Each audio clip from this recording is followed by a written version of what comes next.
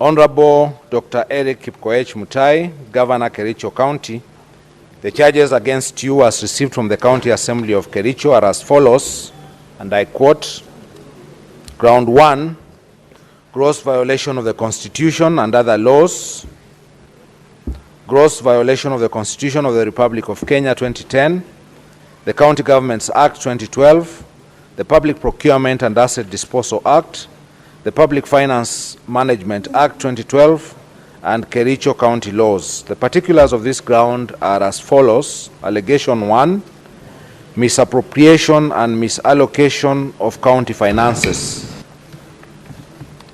On various occasions since his election as a governor and subsequent assumption of office, the governor has engaged in various acts of gross violation of Articles 10, 183 and 201 of the Constitution, Sections 102 and 109 of the Public Finance Management Act, Cap 412A, and the provisions of the Kericho County Rating Act, number 5 of 2019 as follows. 1. Fictitious payment of works, goods and services. Between January 2025 and July 2025, the governor engaged in gross violations of Articles 10, 183, 201, 207, and 208 of the Constitution, and Sections 102, 109, and 110 of the Public Finance Management Act 2012, and Section 3, Subsection 3, Section 30, Subsection 3F of the County Governments Act 2012. The governor aided, abetted, and/or condoned the fictitious payment of goods, services, and works which were neither delivered nor done, occasioning the county loss of Kenya shillings 85,704,522.90 in A, services which were not rendered and/or partially done, for example, the maintenance of 15 residential houses in Kipkelion West Sub-County at a cost of 2.99 million shillings.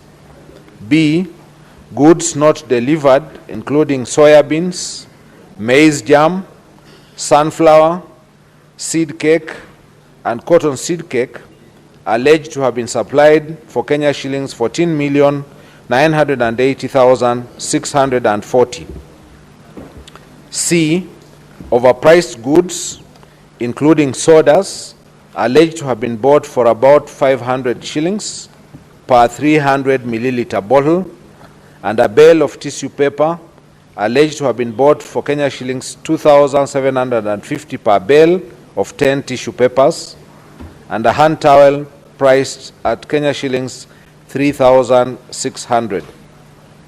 D, works, goods and services alleged to have been procured for Kenya shillings 5,172,715.60 from companies including Mengro Products Limited, Hildama Construction and Supplies Limited, Brisac Construction and Supplies Limited, Prospera Ventures Limited, and IBM Pro Construction Limited without any supporting documents.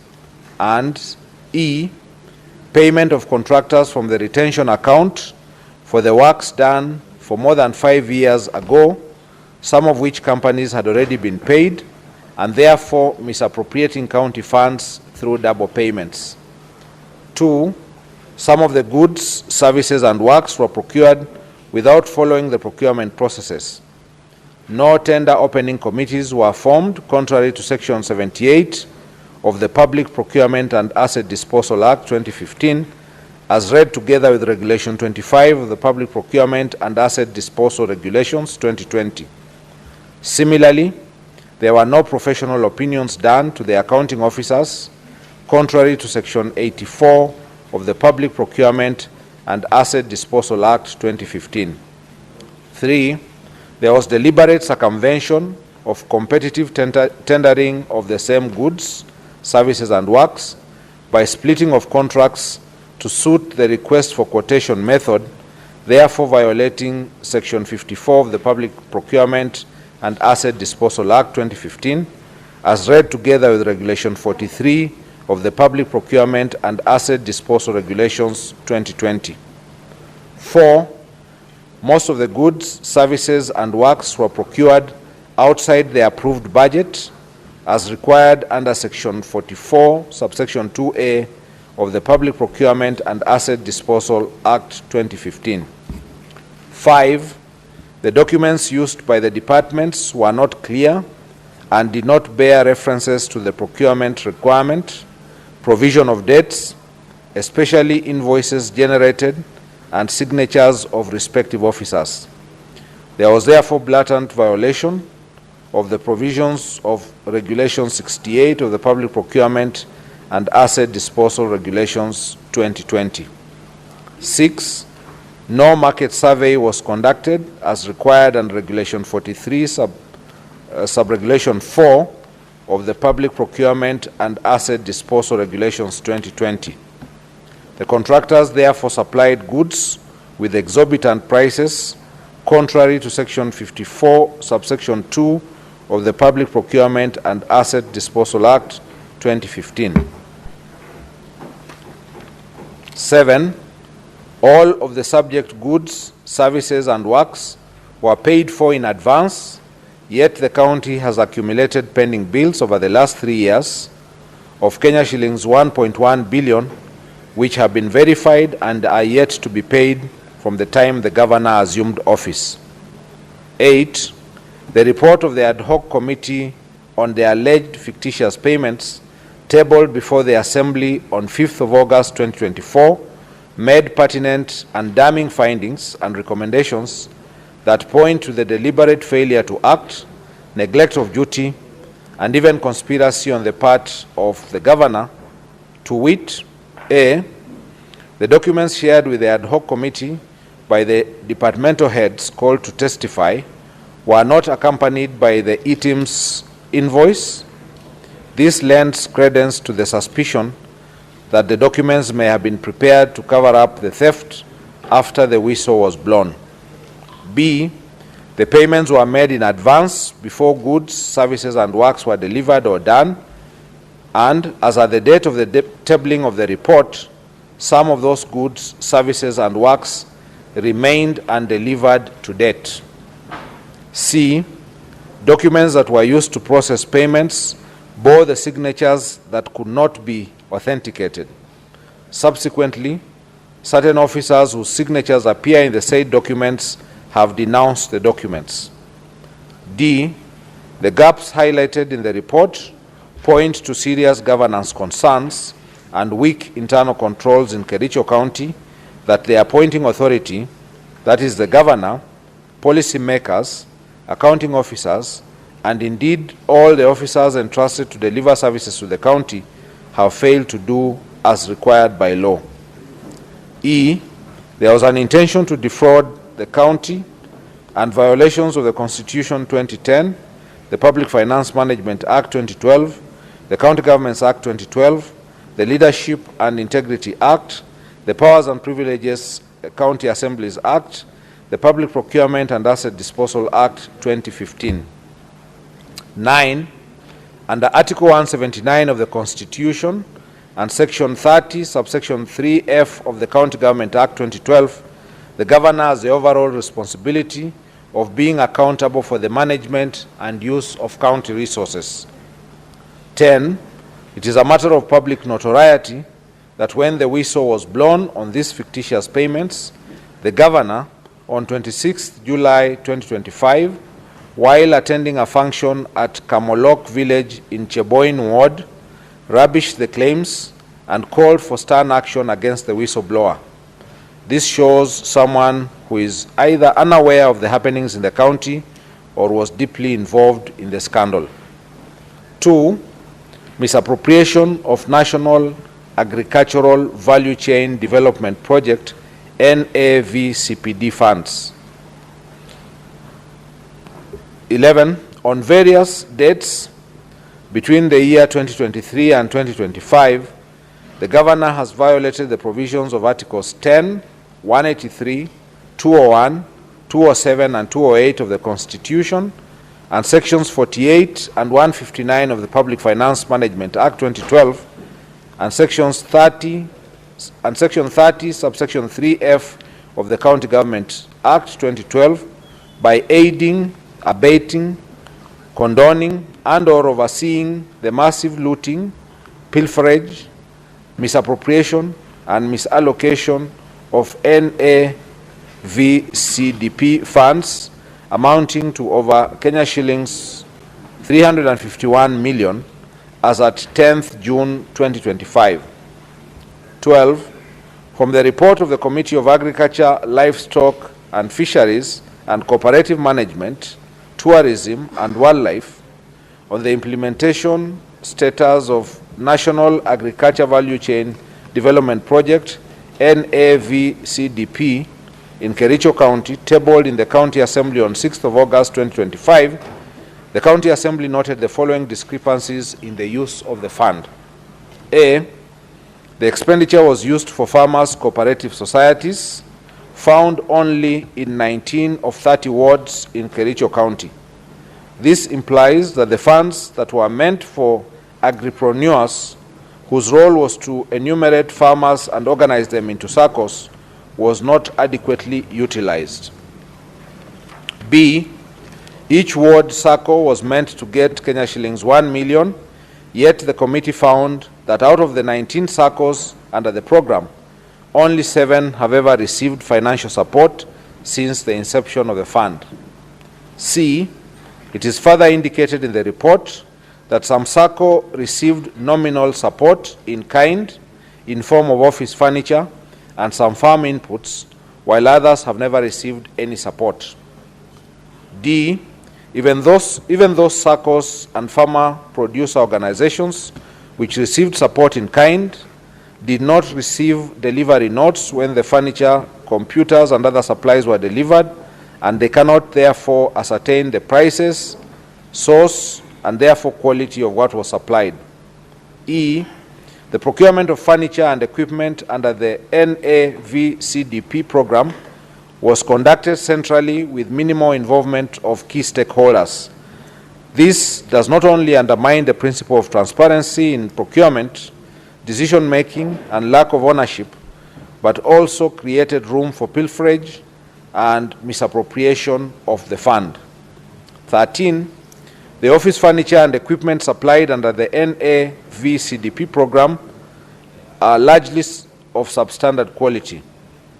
There was therefore no value for money and compliance with the Public Procurement and Asset Disposal Act 2015, particularly Section 124, which obligates the procuring entity to select quality and cost-based selection, QCBS method, as the preferred method to be used to evaluate proposals. 14. The manner in which the few projects which were implemented was done shows that they were done without following the project implementation manual published by the World Bank to guide the implementation of the projects. 15. Again, the governor shirked his overall responsibility under Article 179(4) of the Constitution and Section 30, subsection 3F of the County Governments Act 2012 to be accountable for the management and use of county resources. 16. There is evidence that the governor has been ordering withdrawals from the fund for reasons other than those for which the fund was created by the donor. Evidence of this shall be availed at the hearing and consideration of this motion. The mover will as well be asking the Assembly to issue an order under Article 195, Subarticle 2B of the Constitution and Section 27, subsection 1C and subsection 2 of the County Assembly's Powers and Privileges Act 2017, compelling the relevant banks where the funds were drawn from to furnish this House with the bank statements showing the withdrawals of the funds from 2023 to date. 3. Misappropriation of funds and unfair distribution of projects under the Financing Locally Led Climate Action, FLOCA Fund. 17. On various dates between the year 2023 and 2025, the Governor has violated the provisions of Articles 10, 179, 183, 201, 207, and 208 of the Constitution, and Sections 102 and 107 of the Public Finance Management Act 2012, and Section 30, subsection 3F of the County Governments Act 2012, by presiding over unfair, skewed, and nepotic distribution of projects under FLOCA funds, imprudent use, misappropriation, and misallocation of FLOCA funds as follows. A, skewed and unfair distribution of projects under the fund, with the Governor's home ward, namely Chemosot ward, alone, getting projects worth Kenya shillings 21,701,590, while there are many other wards, not only in other sub-counties, but even in the Bureti sub-county, which have received not a single project under the fund. This nepotically skewed distribution of projects under the fund violates the national values and principles of governance under Article 10 of the Constitution, and in particular, the values of equity, non-discrimination, equality, good governance, integrity, transparency, and accountability, the principles of public finance under Chapter 12 of the Constitution, as well as the provisions of Sections 102 and 107 of the Public Finance Management Act, which enjoins the Governor to ensure fiscal responsibility and adherence to the values and principles of the Constitution in the management of the county funds.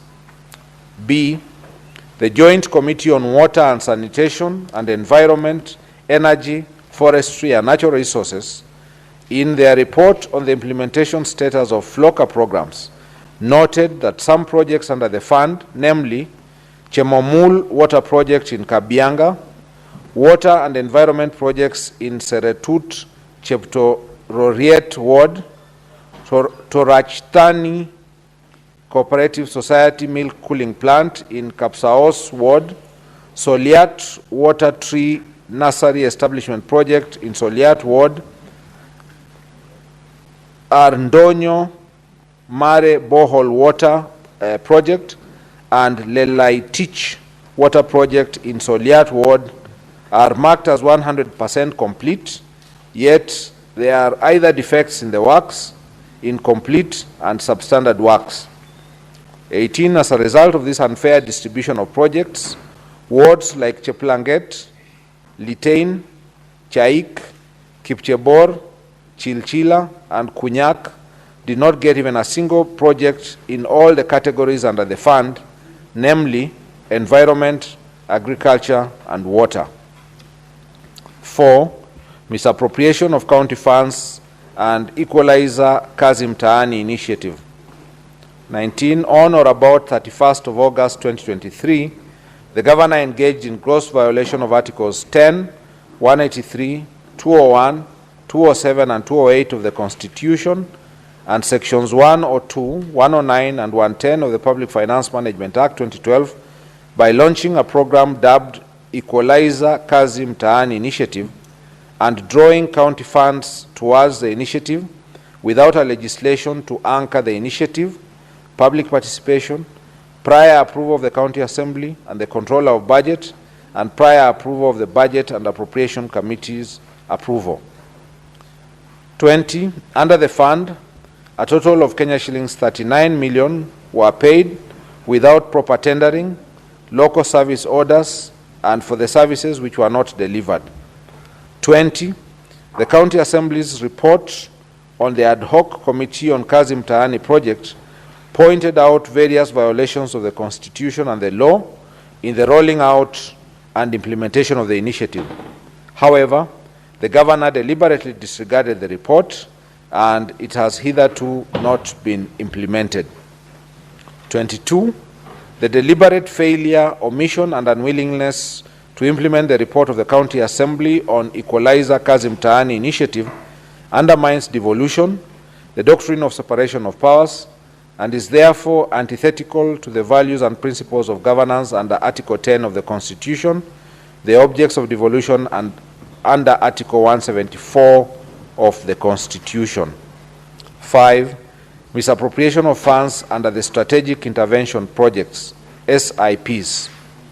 23. In various dates during the financial year 24-25, the Governor engaged in gross violation of Articles 10, 183, 201, 207, and 208 of the Constitution, and Sections 102, 109, and 110 of the Public Finance Management Act 2012 by overseeing misappropriation of various projects under the Strategic Intervention Projects CIP Fund.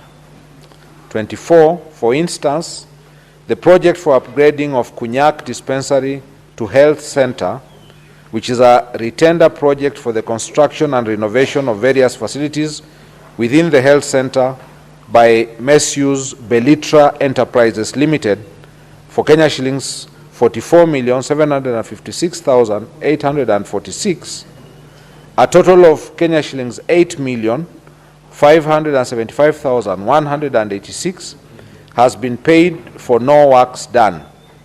Indeed, when the County Assembly's Committee on Implementation visited the site, they found that the contractor had only supplied materials, contrary to the Finance Department's report to the Assembly that kitchen and staff house was at walling stage, while the MCH is at slab level. 6. Other violations of the Constitution and the law. 25. The present and former Chief Executive Committee members and chief officers have variously reported coercion by the Governor to make financial allocations for the Governor's own use from the funds allocated to their respective departments, and which funds they were required to remit through the Governor's personal assistants. 26.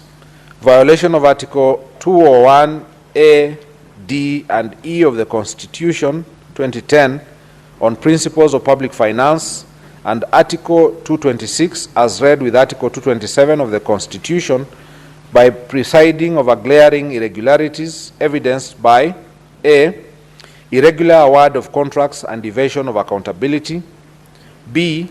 Willfully interfering in the procurement processes and the award of tenders, C.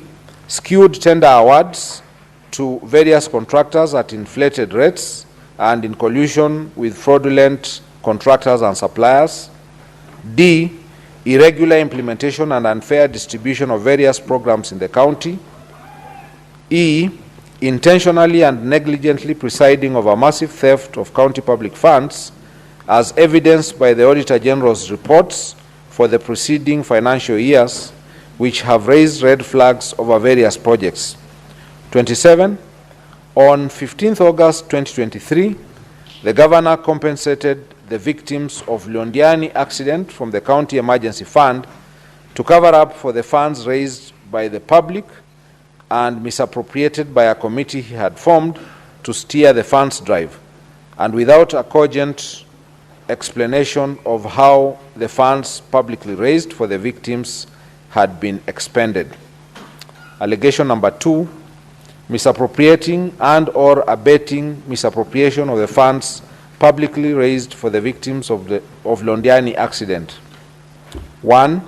On various dates between 4th July 2023 and 9th July 2023, the Governor grossly violated the provisions of Article 10, 73, and 75 of the Constitution and Sections 29 and 34 of the Leadership and Integrity Act 2012 by A.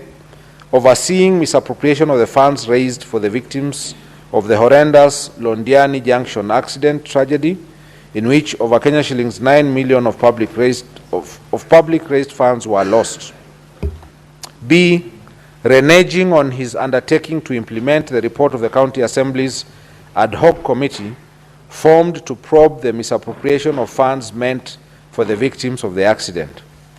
There is evidence that the Governor filed a suit and or supported a suit by those implicated in the report of the County Assembly's ad hoc committee in Kericho Employment and Labor Relations Court petition number E006 of 2023, Dr. Wesley Bor, and 5 others versus the Governor, Kericho County Government, and others, and Kericho ELRC petition number E014 of 2023, Victor Tum and others versus the Governor, Kericho County, and others. C, being personally and directly complicit in the flawed award of direct tenders for service providers during the fundraiser and requiem mass of the victims of the accident. D, the county governor has in this regard committed numerous and various acts in the course of his duties that are contrary to and in violation of the Constitution and the laws of Kenya. These include: 1, the authenticity of various payments made cannot be confirmed.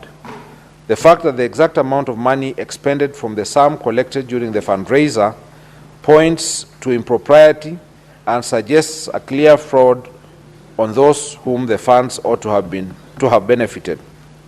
2, a total of Kenya shillings 13,682,660 was collected at the fundraiser. A sum of Kenya shillings 423,000 was purportedly expended as pastor's facilitation, transport refund, field preparation, lunches and refreshments, printing, publishing, and radio announcements. Other payments that were approved from the fund were Kericho County Referral Hospital, Kenya shillings 2,037,524, Londiani Hospital, Kenya shillings 1,534,190, Supertix Limited, Kenya shillings 2,945,000, Supershine Limited, Kenya shillings 411,000, Raise Hotel, Kenya shillings 100,000, County Commissioners Fuel, Kenya shillings 300,000. 3, that when Kenyans from all walks of life voluntarily made contributions to aid the victims of the tragedy, it was never intended or anticipated that the funds would be misappropriated with the blessings of the governor, who had a higher calling to ensure the money is accounted for to the last coin and on whom the people bestowed their trust. 4, the governor issued contradictory statements insofar as the use of the funds is concerned. The contradictory statements point to his being complicit in the matter. 5, while the governor is on record indicating that the medical bills for all the victims would be waived and taken care of by the county government, it is clear why money had to be paid out from the fund collected to various public hospitals against the express and unequivocal representations of the governor. E, by his acts of omission and commission, the governor has grossly violated the provisions of Article 75 of the Constitution, which demands that a state officer shall, whether in private or in public, behave in a manner that avoids conflict of interest between personal interests and public or official interests, or compromises public interest in favor of personal interest. F, by overseeing the misappropriation of the funds aimed at assisting the victims of the accident, the governor violated Article 73 Subarticle 2, which demands from him selfless service based solely on public interest, demonstrated by honesty in the execution of his duties, accountability to the public for decisions and actions, and discipline and commitment in service. G, by allowing himself to be a master of doublespeak in such a grave matter that shook the conscience of the nation, the governor violated Article 73, Subarticle A, Roman 2 and 3 of the Constitution, which demand that he at all times demonstrates respect to the people and brings honor and dignity to the office he holds. H, by allowing himself and senior officials close to him to benefit from the funds, the governor violated Article 76, Subarticle 2B of the Constitution, which prohibits a state officer from accepting a benefit in circumstances that compromise the integrity of the state officer. I, by failing to ensure that decision-making in the executive of the county governor are not influenced by corruption, nepotism, and other callous and improper motives, the governor has failed to exercise objectivity and impartiality thus violating Article 73, Subarticle 2B of the Constitution of Kenya 2010. Ground 2, abuse of office. The particulars of this ground are as follows. Allegation 1, illegal appointments, unlawful dismissals and transfers, and usurpation of the constitutional and statutory functions of county public service. The governor has variously engaged in 1, gross misconduct, and 2, gross violations of Articles 10, 73, 75, 232, 235, and 236 of the Constitution. 3, gross violations of Section 17 of the Public Officer Ethics Act, Sections 55, 59, 59A, 60, 62, 63, 64, and 65 of the County Governments Act, Section 4 of the Public Appointments County Assemblies Approval Act 2017, and variously abused his office by A, skewed, uncompetitive, and nepotic appointments of the county employees of various cadres. For instance, the governor recently hired his own brother, one Victor Mutai, as a revenue clerk. Similarly, the governor's personal assistant's wife, one Chepkirui Mercy, was recently hired as a nurse on contract basis. Who was recently hired as a nurse on contract basis was confirmed, yet there are a number of nursing staff who have been serving on contract for long without confirmation.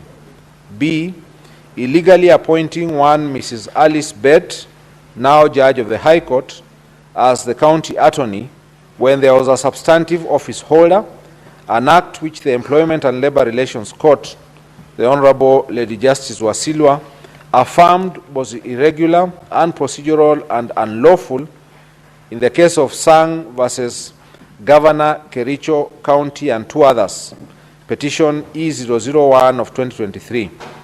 In that case, the governor was found by the court to be in gross violation of Article 73 and 232 of the Constitution. His actions found to be illegal and unconstitutional, and ordered to pay costs of Kenya shillings 2 million and costs personally. The governor has therefore been already adjudged to be in gross violation of the law and all the Assembly and the Senate. C, causing the advertisement of the positions of doctors, nurses, early childhood education, ECDE teachers, just to endear himself politically when he knew the county government did not have capacity to hire. The applicants were subsequently not shortlisted, nor the alleged vacancies filled up. D, illegally deploying health staff via the notice dated 22nd of July 2024 without any justification, authority, and involvement of County Service Board, thus creating a crisis in the health sector. E, since his assumption of office, the governor has dismissed a total of 10 County Executive Committee CEC members, 6 chief officers, 2 chiefs of staff, among other senior staff, without any cause or reason, thus exposing the county to protracted litigation and the risk of huge compensation in damages. The governor has perpetuated this firing spree, not for any reason, but as a show of might, power, and authority, and that is where the abuse lies. Allegation 2, subversion, discrediting, and impeding of the oversight role of the County Assembly. On 3rd September 2024, the governor engaged in 1, gross misconduct, and 2, grossly violated the provisions of Articles 10, 73, 75, 174, and 185(3) of the Constitution, and abused his office by writing to the Speaker, purporting to direct the Speaker on, among other things, the timelines the Speaker should give the chief officers who are summoned by the Assembly for questioning in exercise of the Assembly's oversight mandate. Ground 3, gross misconduct. The particulars of this ground are as follows. Allegation 1, bullying, incitement, vilification of people and county staff. On various occasions, the governor has repeatedly engaged in 1, gross misconduct, and 2, gross violation of the provisions of Articles 10, 73, and 75 of the Constitution, and Sections 29 and 34 of the Leadership and Integrity Act by A. The governor has been operating with impunity as though he is above the law.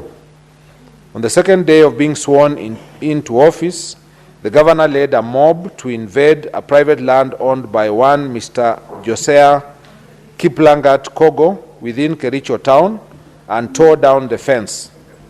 The governor has since designated the subject land as an illegal dump site operated by the county government without the consent of the registered proprietor, the National Environment Management Authority NEMA approval, gazettement by the county designating the parcel as a dump site, and in total disregard of a court order issued by the Environment and Land Court in the case of Kericho, in Kericho in ELC petition number E001 of 2022, Josiah Kiplangat Kogo versus County Government of Kericho.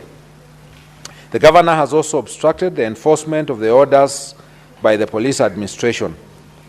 The actions are illegal, contemptuous to the authority and dignity of the court and the rule of law, unethical, and demeaning the office the governor holds.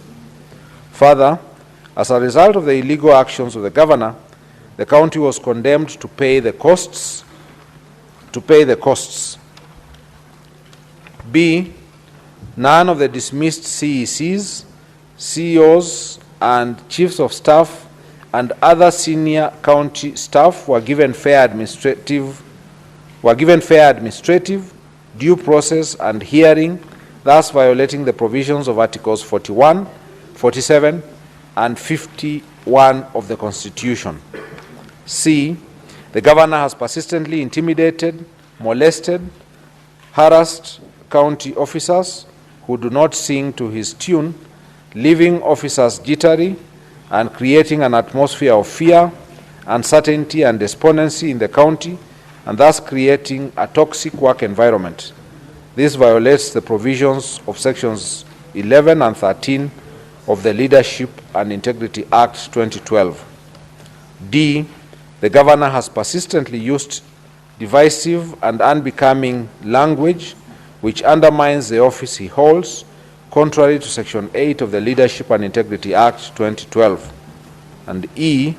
The acts of the governor enumerated above have collectively brought dishonor and disrepute into the office of the governor in violation of Chapter 6 of the Constitution and the Leadership and Integrity Act 2012.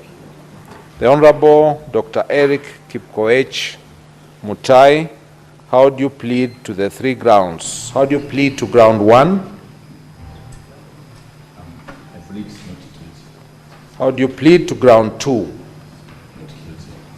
How do you plead to ground 3?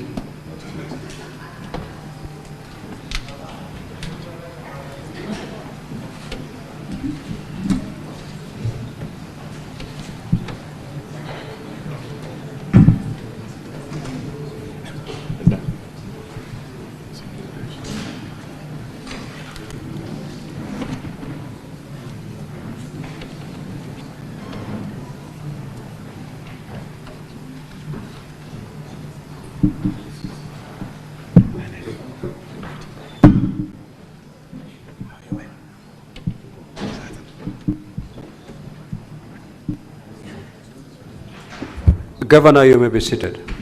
Thank you, Mr. Speaker, sir.